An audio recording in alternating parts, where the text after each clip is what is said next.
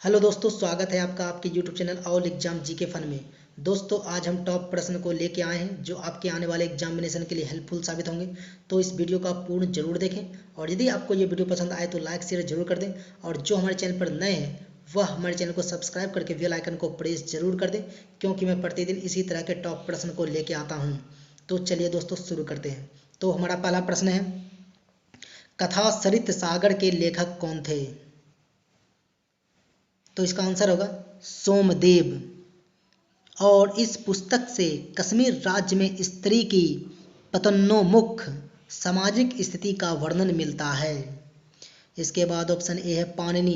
तो इसने अष्टाध्यायी पुस्तक को लिखा है जिसमें पूर्व मौर्य काल के भारत की राजनीतिक, सामाजिक एवं धार्मिक दशा की जानकारी मिलती है। इसके बाद ऑप्शन बी है विशाख दत्त।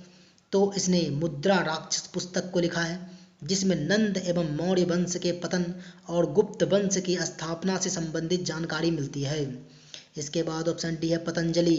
तो इसने महाभाष्य पुस्तक को लिखा है जिसमें शुंग वंश के इतिहास से संबंधित जानकारी मिलती है। तो आप इन सभी को भी याद रख लें, क्योंकि प्रश्न किसी से भी आ सकता है। तो इतनी सारी जानकारी में इस प्रश्न से प्राप्त होती है। तो चलिए आगे बढ़ते हैं। तो हमारा अगला प्रश्न है, नवपाषाणिक स्थल मेहरगढ़ किस राज्य में स्थित था? तो इसका आंसर होगा बलूचिस्तान। और यहीं से कृषि जन्य गेहूं एवं जौ की किस्म के प्राचीनतम साक्ष्य भी मिले हैं। इसके बाद ऑप्शन बी है वुरजहोम। तो ये नवपाषाणिक स्थल कश्मीर में है और यहाँ से गर्त आवास मनुष्य के शव के साथ पालतू पशु कुत्ते को दफनाए जाने का प्रमाण मिला है। इसके बाद ऑप्शन सी है कोल्डिहवा। तो ये नवपाषाणिक स्थल उत्तर प्रदेश में है और यहाँ से धान की खेती का विश्व का प्राचीनतम साक्ष्य मिला है। इसके बाद ऑप्शन डी है पिकलिहल। तो ये नवपाषाणिक स्थल कर्नाटक में है और यहाँ से शंख के ढेर तथा निवास स्थान प्राप्त हुए हैं। तो आप इन सभी को भी याद रख लें, क्योंकि प्रश्न किसी से भी आ सकता है। दोस्तों, इसी तरह यदि आप लिंक के साथ जीके पढ़ेंगे तो आपकी जीके कम समय में इम्प्रूव हो जाएगी और आप कम समय में अधिक जीके जान पाएंगे। तो आप लिंक के साथ जीके जरूर पढ़ें। तो चलिए आगे बढ़ते हैं। तो हमारा अगला प्रश्न है, मुंगेर को अपनी राजधानी बनाने वाला पाल शासक कौन था? तो इसका आंसर होगा देवपाल। अब मैं इससे संबंधित कुछ पॉइंट्स बता दूं कि पाल वंश के संस्थापक गोपाल थे और गोपाल को जनताओं ने शासक चुना था। और गोपाल बौद्ध धर्म को मानने वाले थे और धर्मपाल पाल वंश के महानतम शासक थे और धर्मपाल विक्रमशिला विश्वविद्यालय की स्थापना की थी। तो इतनी सारी जानकारी हमें इस प्रश्न से प्राप्त होती है। तो आप इन सभी को भी याद रख लें, क्योंकि प्रश्न किसी से भी आ सकता है। तो चलिए आगे बढ़ते हैं। तो हमारा अगला प्रश्न है, निम्न में से किसे दक्षिण गंगोत्री के नाम से जाना जाता है? तो इसका आंसर होगा भारत का प्रथम अंटार्कटिक शोध केंद्र। अब मैं इससे संबंधित कुछ पॉइंट्स बता दूं कि दक्षिण गंगोत्री की स्थापना 1982 ईस्वी में किया गया था और दक्षिण गंगोत्री की स्थापना डॉक्टर कासिम के नेतृत्व वाली टीम द्वारा किया गया था और भारत का अंटार्कटिका में मैत्री और भारतीय शोध केंद्र है। तो इतनी सारी जानकारी में इस प्रश्न से प्राप्त, तो आप इन सभी को भी याद रख लें, क्योंकि प्रश्न किसी से भी आ सकता है। दोस्तों, इसके साथ आप हमें फेसबुक, ट्विटर एंड इंस्टाग्राम पे भी फॉलो कर सकते हैं, जिसका लिंक मैंने वीडियो के डिस्क्रिप्शन में डाल दिया हूँ। तो आप मुझे वहाँ जाके फॉलो कर लीजिए। तो चलिए आगे बढ़ते हैं। तो हमारा अगला प्रश्न है, सिंधु घाटी सभ्यता के किस स्थल से घोड़े के हड्डियों के अस्थि पंजर मिले हैं? तो इसका आंसर होगा सुरकोतडा। और यहीं से वर्तन में समाधान, प्राचीन युक्त बस्ती तथा विशेष प्रकार की कब्रगाह के साक्ष्य भी मिले हैं। अब इसके ऑप्शन ए में है चहुंद्रो।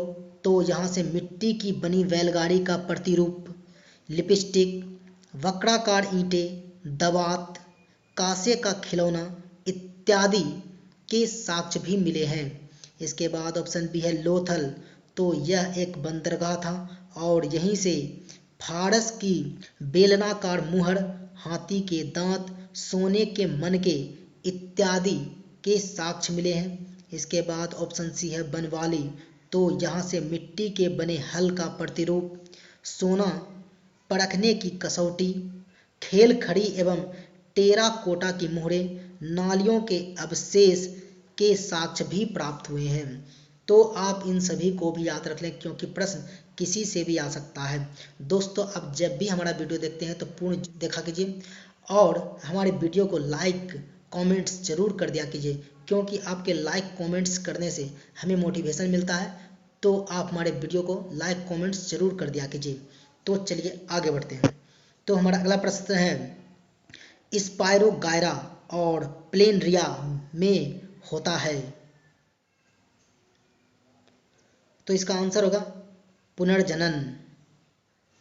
अब मैं इससे संबंधित कुछ पॉइंट्स बता दूं कि ये संघ प्लेटी हेलमिंथिज के अंतर्गत आता है और इस संघ के जंतु प्रायः उभयलिंगी होते हैं तथा निषेचन क्रिया प्रायः आंतरिक हुआ करती है और इस संघ के जंतुओं में उत्सर्जन क्रिया ज्वाला कोशिका द्वारा होता है और निमेटोड संघ के जीव एक लिंगी होते हैं। संघ निडेरिया के जीवों में अलैंगिक प्रजनन मुकुलन द्वारा और लैंगिक प्रजनन युग्मकों द्वारा होता है। तो इतनी सारी जानकारी में इस प्रश्न से प्राप्त होती है। तो आप इन सभी को भी याद रख लें क्योंकि प्रश्न किसी से भी आ सकता है। तो चलिए दोस्तों आगे बढ़ते हैं। तो हमारा अगला प्रश्न है, किस प्रकार के उत्तक में एक समान कार्य करने वाली विभिन्न प्रकार की कोशिकाएं होती है।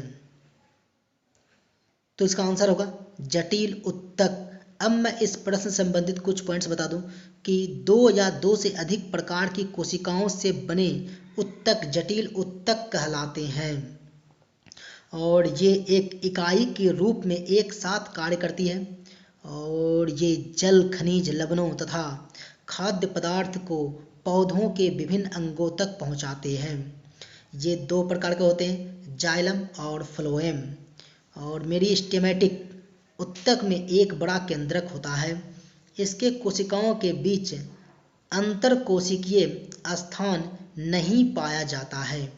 तो इतनी सारी जानकारी हमें इस प्रश्न से प्राप्त होती है। तो आप इन सभी को भी याद रख लें क्योंकि प्रश्न किसी से भी आ सकता है। दोस्तों, आप मेरा वीडियो देख तो लेते हैं लेकिन लाइक कमेंट्स नहीं करते हैं। आप हमें लाइक कमेंट्स जरूर कर दिया कीजिए। तो चलिए आगे बढ़ते हैं। तो हमारा अगला प्रश्न है, ब्राजील का सबसे बड़ा शहर कौन सा है। तो इसका आंसर होगा साओ पाउलो।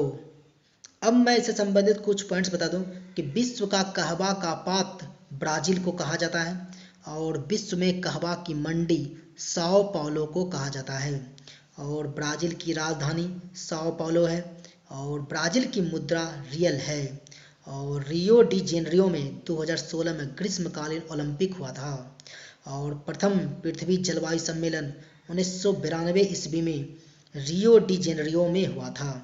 तो आप इन सभी को भी याद रख लें क्योंकि प्रश्न किसी से भी आ सकता है। तो इतनी सारी जानकारी में इस प्रश्न से प्राप्त होती है। तो चलिए आगे बढ़ते हैं।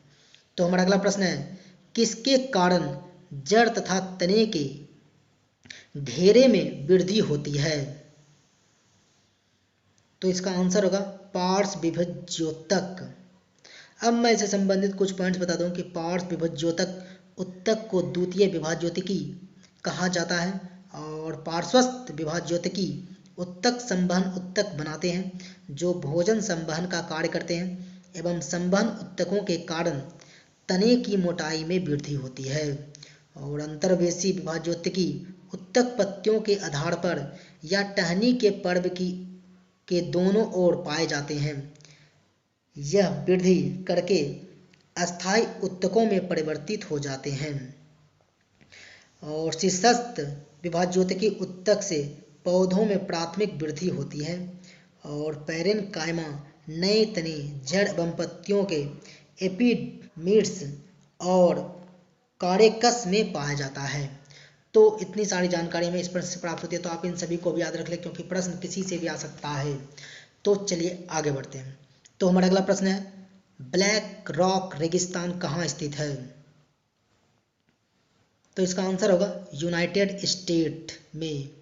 अब मैं इससे संबंधित कुछ पॉइंट्स बता दूं कि ब्लैक फॉरेस्ट पर्वत जर्मनी में है और ब्लैक फॉरेस्ट ब्लॉक पर्वत का उदाहरण है, और टाकला मकान रेगिस्तान चीन में है, और दस्ते ए लूट रेगिस्तान पूर्वी ईरान में है, और कराकुम रेगिस्तान तुर्कमेनिस्तान में है, और सहारा मरुस्थल उत्तरी अफ्रीका में है, और गोबी रेगिस्तान मंगोलिया में है।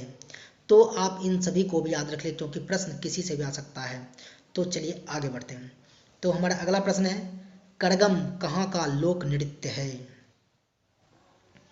तो इसका आंसर होगा कर्नाटक। और यक्षगान, कुनीता, करगा, लाम्बी आदि कर्नाटक का लोक नृत्य है। इसके बाद ऑप्शन ए है राजस्थान। तो घूमर, घापाल, फुंदी, पनिहारी, जिंदाद, नेजा, गणगौर आदि राजस्थान का लोक नृत्य है। इसके बाद ऑप्शन बी है मेघालय। तो लाहो, बांग्ला मेघालय का लोक नृत्य है। इसके बाद ऑप्शन डी है पश्चिम बंगाल। तो काठी, गंभीरा, ढाली, जात्रा, बाउल आदि पश्चिम बंगाल के लोक नृत्य है। तो आप इन सभी को भी याद रख लें क्योंकि प्रश्न किसी से भी आ सकता है। दोस्तों इसी तरह यदि आप लिंक के साथ जीके पढ़ेंगे तो आपकी जीके कम समय में इम्प्रूव हो जाएगी और आप कम समय में अधिक जीके जान पाएंगे। तो आप लिंक के साथ जीके जरूर पढ़ें। तो चलिए आगे बढ़ते हैं। तो हमारा अगला प्रश्न है, द्रोणाचार्य पुरस्कार किस क्षेत्र में दिए जाते हैं? तो इसका आंसर होगा खेल के मैदान में उत्कृष्ट प्रशिक्षकों को। अब मैं इससे संबंधित कुछ पॉइंट्स बता दूं कि द्रोणाचार्य पुरस्कार 1985 ईस्वी से दिया जा रहा है, और अर्जुन पुरस्कार खेल के क्षेत्र में दिया जाता है, और अर्जुन पुरस्कार 1961 से दिया जा रहा है, और द्रोणाचार्य पुरस्कार में पुरस्कृत प्रशिक्षकों को गुरु द्रोणाचार्य की एक प्रतिमा, एक प्रशस्ति पत्र, समारोह परिधान तथा 5 लाख रुपये नगद पुरस्कार प्रदान किए जाते हैं। तो इतनी सारी जानकारी हमें इस प्रश्न से प्राप्त होती है। तो आप इन सभी को भी याद रख लें क्योंकि प्रश्न किसी से भी आ सकता है। तो दोस्तों आज हम लोगों ने इतने सारे प्रश्नों के विषय में जानकारी प्राप्त किए हैं। दोस्तों यदि आपको हमारा वीडियो पसंद आया हो तो इसे लाइक शेयर जरूर कर दें, और इसी तरह के ढेर सारे प्रश्नों के विषय में जानकारी प्राप्त करने के लिए आप हमारे चैनल को सब्सक्राइब करके बेल आइकन को प्रेस जरूर कर दें, क्योंकि मैं प्रतिदिन इसी तरह के टॉप प्रश्न को लेके आता हूँ। तो इस वीडियो में फिलहाल इतना ही, मिलते हैं अगले वीडियो में। तब तक के लिए गुड बाय, आपका दिन शुभ हो।